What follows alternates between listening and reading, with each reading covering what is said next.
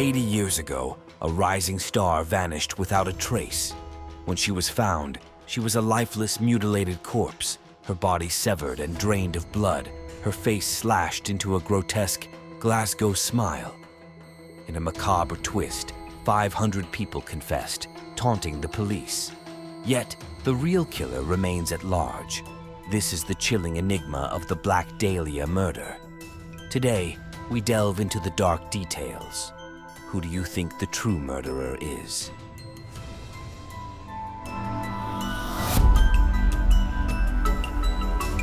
Elizabeth Short, born on July 29, 1924, in Hyde Park, Massachusetts, had a childhood marked by hardship and loss. Her father, Cleo Short, abandoned the family when she was just 6 years old, leaving her mother, Phoebe May, to raise 5 daughters alone.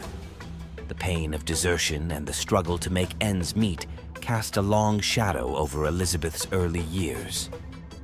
Despite these challenges, Elizabeth, or Beth as her friends called her, grew into a striking young woman. With her jet black hair and captivating blue eyes, she harbored dreams that soared far beyond the confines of her small town. Beth often escaped into the world of movies, where she imagined herself living the glamorous life of a Hollywood starlet.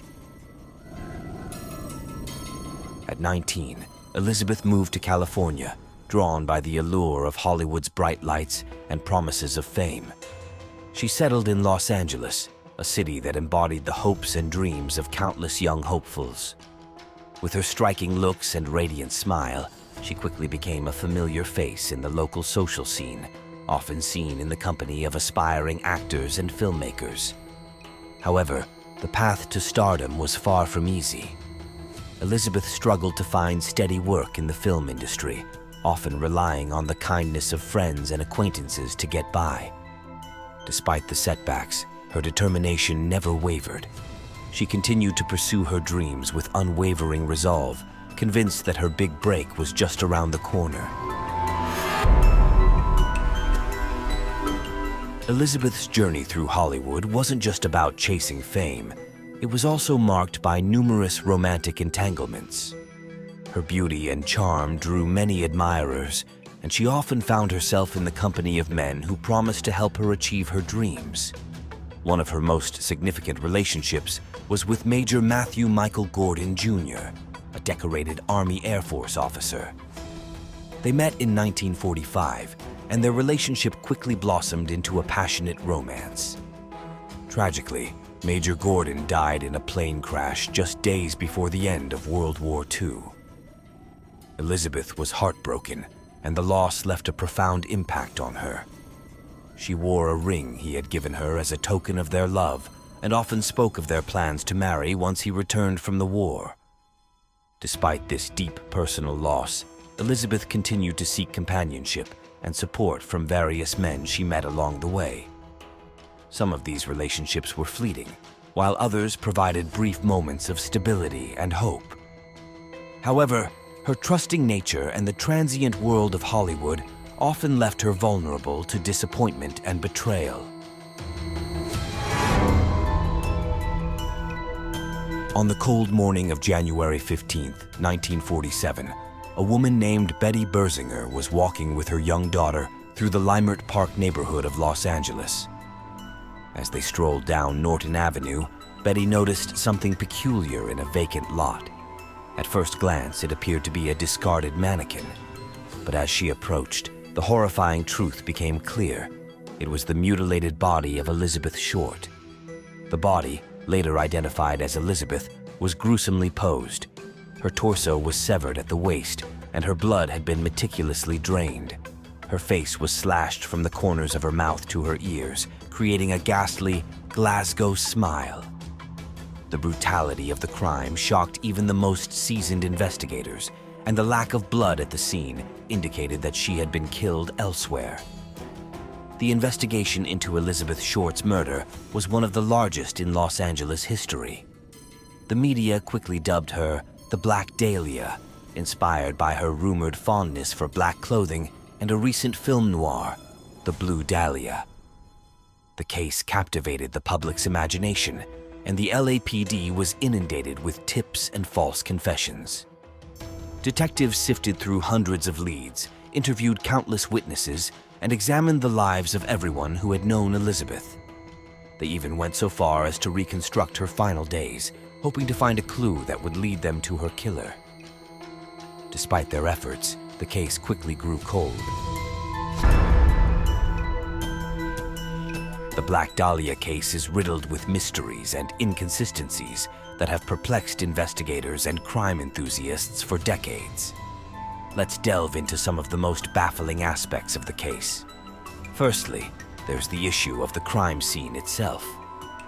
Elizabeth's body was found in an open lot, displayed in a manner that seemed almost staged.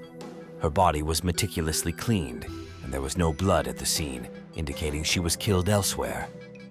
This posed the question, why would the killer go to such lengths to drain her blood and clean her body before displaying it? Another puzzling detail is the precise and surgical manner in which Elizabeth's body was mutilated. The clean cut suggested a level of anatomical knowledge that pointed towards someone with medical or surgical experience. This led investigators to consider doctors or medical students as potential suspects. Then there's the fact that Elizabeth was seen alive just days before her body was discovered. Witnesses reported seeing her in various locations around Los Angeles, often in the company of different men. This raised questions about her activities and companions in her final days. Who was she with, and did any of these men have a motive to kill her? One of the most chilling aspects of the case is the letter received by the Los Angeles Examiner on January 23, 1947. The letter, pieced together from newspaper clippings, read, "Los Angeles Examiner and other Los Angeles papers, here is Dahlia's belongings letter to follow." Enclosed were Elizabeth's birth certificate, social security card, and other personal items. The sender's knowledge of intimate details suggested a connection to Elizabeth, but despite extensive analysis, the identity of the sender remains unknown. Adding to the mystery is the sheer number of false confessions. Over 500 people came forward claiming responsibility for the murder, ranging from mentally ill individuals seeking attention to those with no apparent connection to the case. This flood of false leads significantly hampered the investigation, diverting resources and attention from credible suspects. Lastly, the involvement of powerful figures and alleged cover-ups added another layer of complexity. Rumors swirled about influential people with ties to the Los Angeles underworld and police corruption. Some theorists even suggested that the true killer was protected by these powerful connections, ensuring that the case would remain unsolved. The Black Dahlia case has puzzled investigators for decades, with numerous suspects emerging over the years. Let's take a closer look at the key suspects and their potential involvement in this chilling crime. One of the most compelling suspects is Dr. George Hodel, a well-connected Los Angeles physician.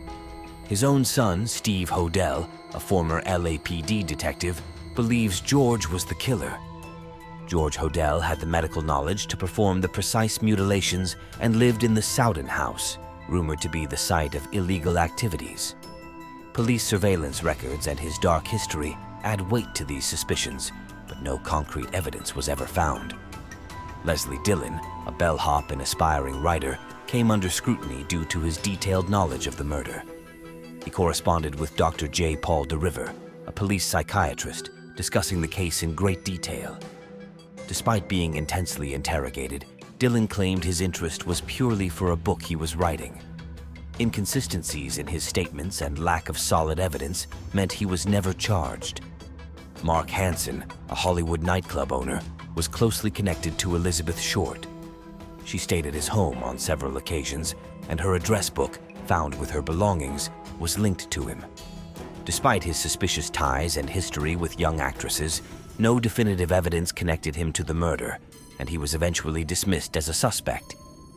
Walter Bailey, a Los Angeles surgeon, was a later suspect due to his medical expertise and proximity to the crime scene. His daughter was friends with Elizabeth's sister, and his declining mental health was considered a possible motive. However, no concrete evidence surfaced, and Bailey passed away in 1948, leaving questions unanswered. Famed director Orson Welles became a suspect due to his dark sense of humor and a film project involving mannequins dissected similarly to Elizabeth's body. While intriguing, the theory linking Welles is mostly speculative, relying on circumstantial evidence and coincidences rather than solid proof. Over 500 people falsely confessed to the crime, complicating the investigation. From petty criminals to influential figures, the sheer number of suspects and lack of definitive evidence have kept the mystery alive, fueling endless speculation and debate. Despite the numerous suspects and theories, the true identity of Elizabeth Short's killer remains a haunting enigma. Who do you think committed this infamous crime? Share your thoughts in the comments below and stay tuned for more true crime stories.